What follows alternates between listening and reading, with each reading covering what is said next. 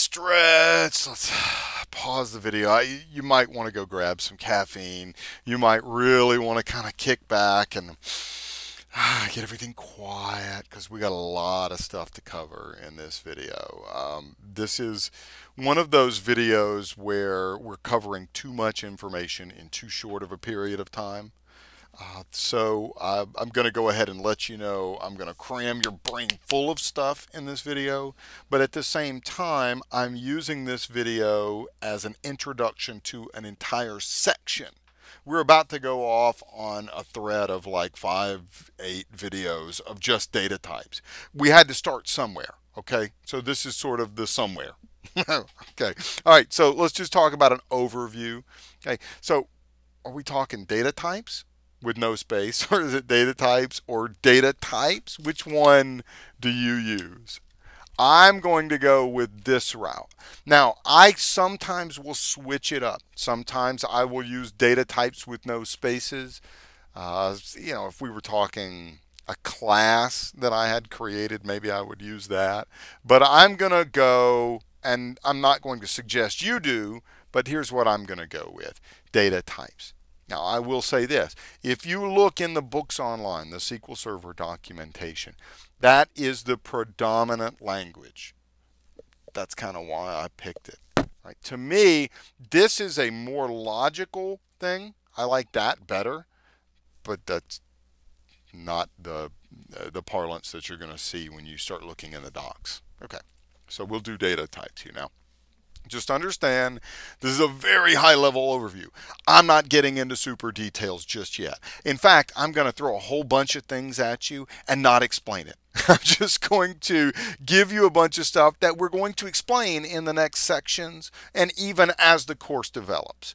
I'm not going to be able to cover everything about every data type in the next 5 or 8 videos. So as the course develops, we'll cover all of the little pieces that you need to know.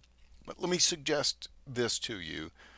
This presentation that I'm giving right here is on PDF. It's attached with this video.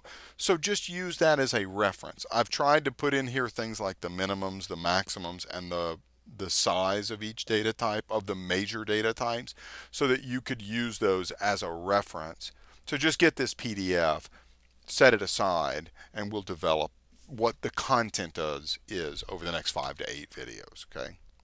All right, so we'll talk about, as I said, I've kind of covered that. We're going to talk about the details over the next several videos, but we'll also cover some of it in other chapters. I'll give you an example. Like when we get to the spatial data types, we're talking about geography and such. We're not covering that until we get to that chapter. Okay, so that's a long way away from now. All right, now here's the way I think of the SQL Server types.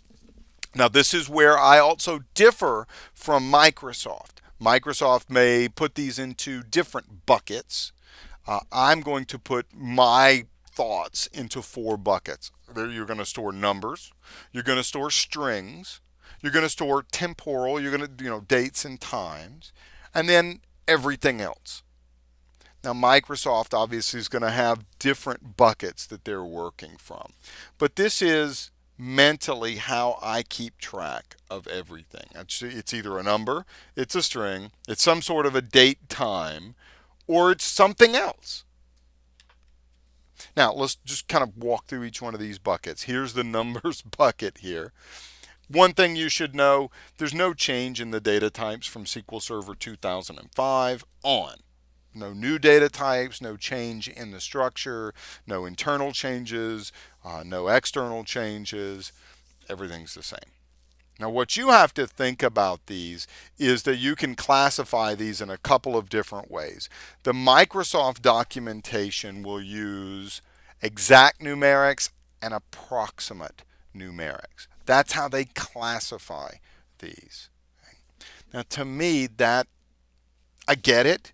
But I prefer to think of these in terms of it's either an integer-based data type or it's a decimal-based data type. So I'm going to introduce both of these. We'll talk about approximate decimal-based and we'll talk about integer exacts, okay? But I prefer the integer and the decimal. Okay? And like everything else, we're going to go through specifics later. Use this as a kind of a guide here, right? So this is what I meant. Here's where I am going to give you things like the maximum sizes and the amounts. Okay? Like look at the big int.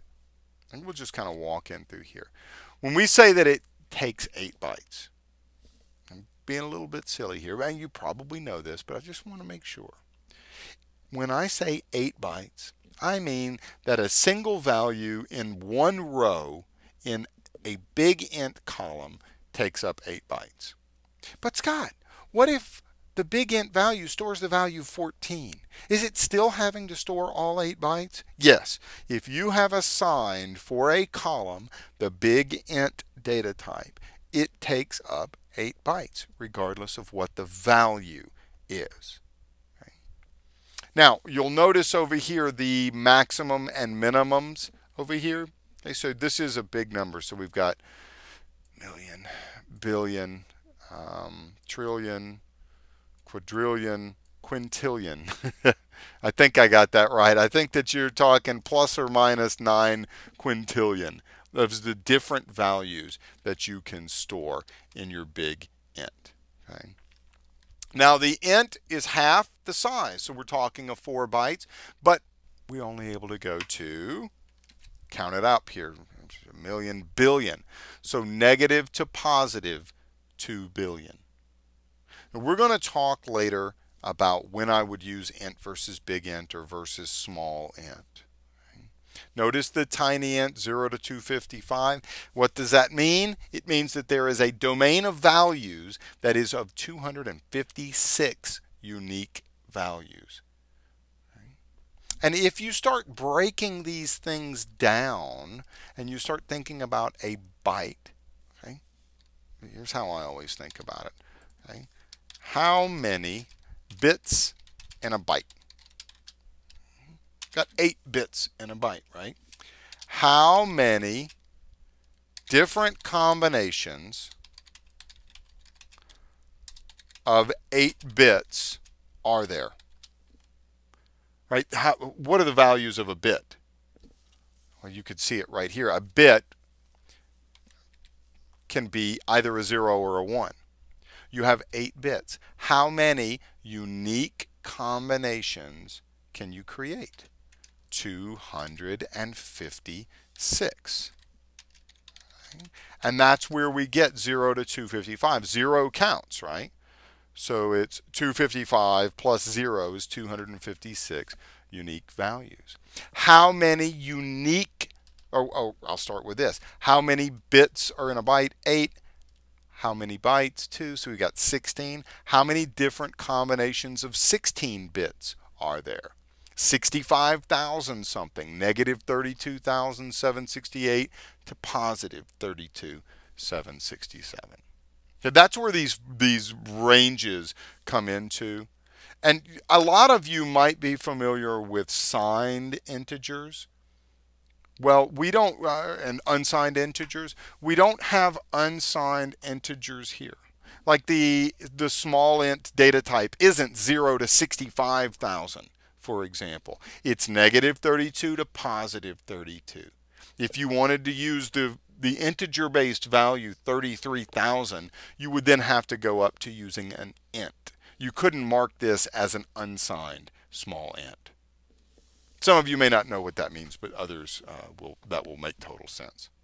And just so you know, I didn't write it on here, but the asterisk here, that just kind of means, this isn't really an integer value per se. It could be more considered a special data type. It's a Boolean, true, false, on, off, enabled, disabled, active, discontinued.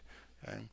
But it fit with this description, so I put it right here. So I tend to think of it as an integer here. Now, let's talk about the decimals. I told you this is going to be a long video, so if you need to take, pause the video, grab some coffee, be a good time to do it right now. So let's now move to talking about the decimals. Now, when you're working with decimals, you're concerned with two things: the scale and the precision. Okay? Now, the scale is the number of decimal digits to the right of the decimal point. So like let's just take, oops, I meant to do something else. I'll show you. Like let's take this value here. Okay? This is the scale. So we're defining how many decimal points we want. The precision is the total number of digits that can be stored, and it includes the decimal point. Okay, so the whole thing you're defining is the precision. Now, it defaults to 18. I'm not going to get into what that technically means yet. We're going to talk about that not too far from now when we break down var decimal and numeric and kind of see all the differences and start looking at the length of those. Okay? But there you go. We can go from 1 to 38. Okay? Now, here are your basic exact decimal data types. Aha, remember, there's numeric, there's approximate numerics and exact numerics. That's the way Microsoft broke it down, right?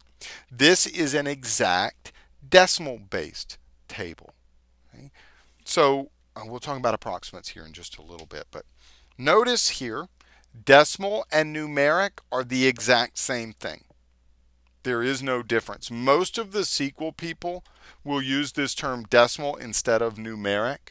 Most of the Microsoft people, rather, will use decimal instead of numeric. I find that people coming from other languages are often using numeric rather than decimal, but it does not matter. They are the same thing.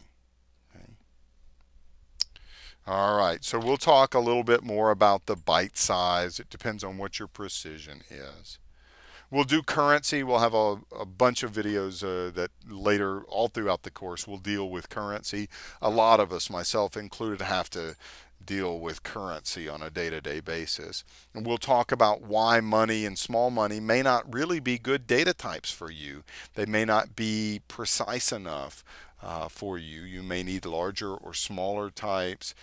You might be better off using the decimal type to do this. So we'll see, we'll explain what the differences are between money, small money, decimal, and numeric throughout the whole course. We'll be working with those quite a bit.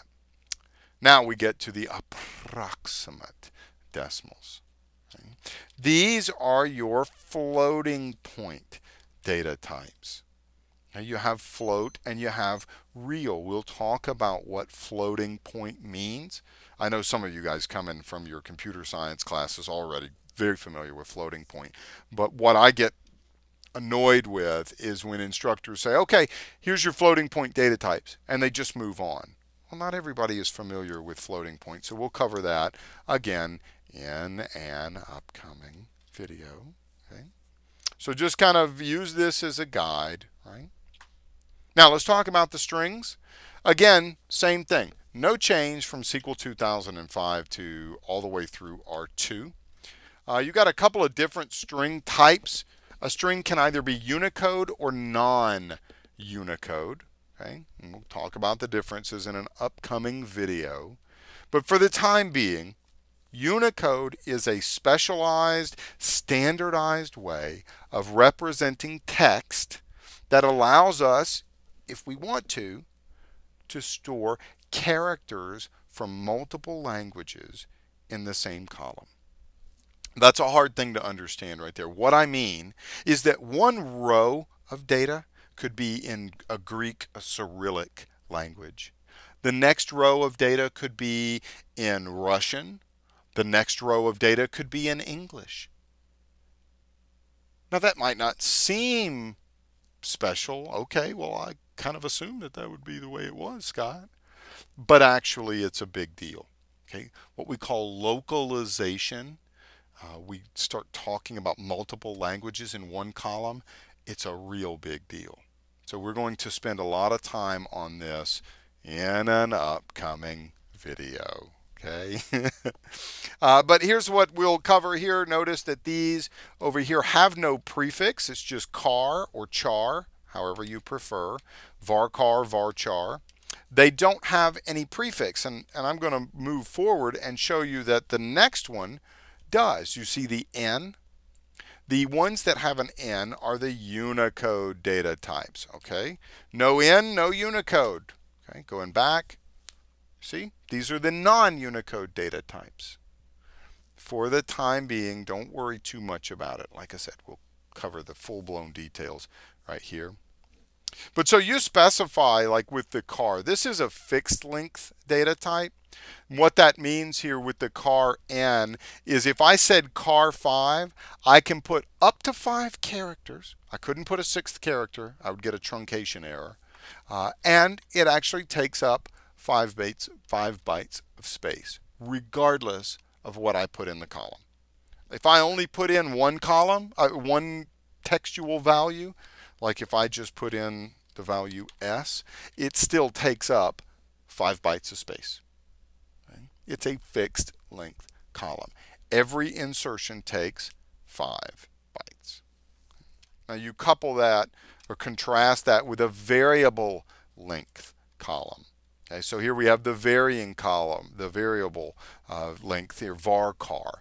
If I define a column or a data type as varchar 400, I've said I can put up to 400 characters, but my storage space is only equal to about the number of characters that I put in. Like, let's say that we define a last name column as varchar 400, and I say Wiggum. How many bytes of storage does it take up?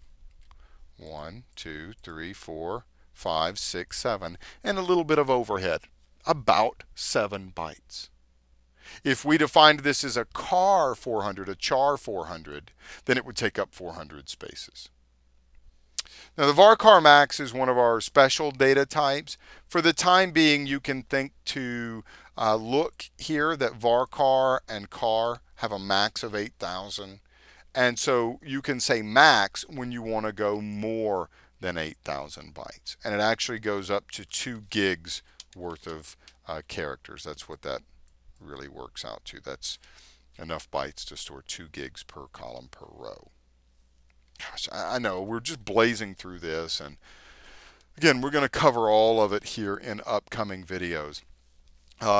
What I'll say about this one is the Unicode data types are considered double width, also called double byte columns, because for them to actually do the storage, notice that an ncar 5 takes up 10 bytes of space. Notice that this maximum length down here is 4,000, and that's actually a typo. I'll fix that there. Just recognize that. But it has a max length of 4,000 for the ncar and the nvarchar, because they take up twice the space. Right? So you'll see down here that when you're going to exceed 4,000 characters, you're going to use nvarchar max, and it's half the number of characters that the varchar max would be. Okay? So double byte, double width. It takes up double the storage to use Unicode. When would you use Unicode? When you store multiple languages in the same column. We'll talk about that in an upcoming video there. Okay? Now, kind of winding towards the end here, the date and time data types. We do have new data types in SQL Server 2008. There's no change between 2008 and R2. You'll note these as date and time. And there's too many differences for just a single video. We'll get into these later. But here's your breakdown of the times. Okay, notice the date time 2, the date, the time types. Okay, we'll come into those in a future video. Okay. Now, as for the other types, there's new data types in SQL 2008. There's new data types in SQL Server 2008 R2. And again, too much. We've already gone too long here. So we'll develop through those as the course goes. But what we first need before we jump into a specific data type, we need a quick way to do demonstrations. So I thought, well, let's go ahead and talk about variables in the next video.